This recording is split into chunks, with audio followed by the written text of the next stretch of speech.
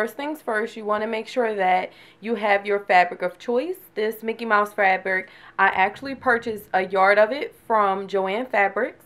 And what I did was went ahead and cut out a Mickey Mouse design.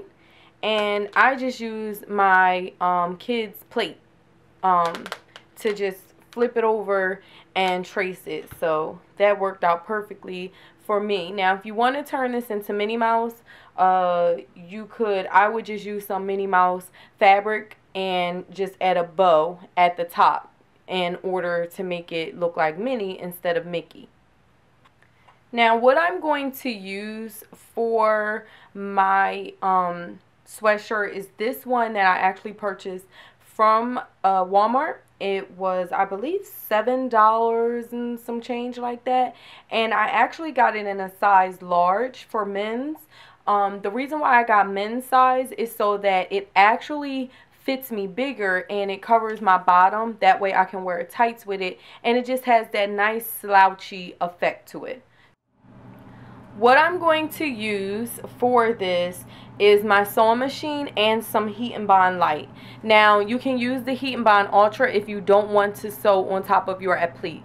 I want to sew on top of mine, so therefore I'm going to use this Heat and Bond Light. There's a difference between the two, so make sure you pay attention to what you're grabbing. Now, the Heat and Bond Light actually comes like this. It has a paper side, which is where you draw your applique onto, and then it has this adhesive side. Now, the adhesive side actually gets applied to the wrong side of your material, and you would just lay it down like this, and then you turn it over and you iron with your iron with no steam. Make sure you don't have any steam. You iron onto your applique. Now, the directions actually call for you to adhere the material to the Heat and Bond first and then draw it out. I actually had already cut mine out because I was going to use it interfacing, but decided to do it this way. So whichever way you decide to do it. Once you've gotten it ironed, the paper ironed onto your fabric, you want to just take and peel off the paper lining. And your fabric is now going to have a shiny side to it. And that shiny side is simply going to get attached to your shirt, your sweatshirt, or wherever it is that you want to iron this onto, okay?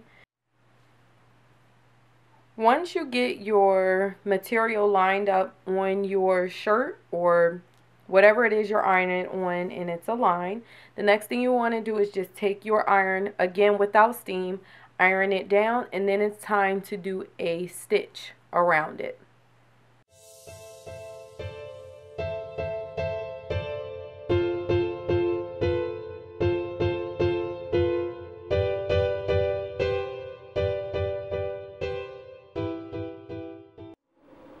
So what I've done is used a zigzag stitch around the entire Mickey Mouse, and the gold letters that you see, they came from these iron-on glitter letters that I purchased from Walmart. You just simply cut them off the packaging, play around with the placement, and then once I'm satisfied with the placement, I'll follow the rest of the directions off of the package.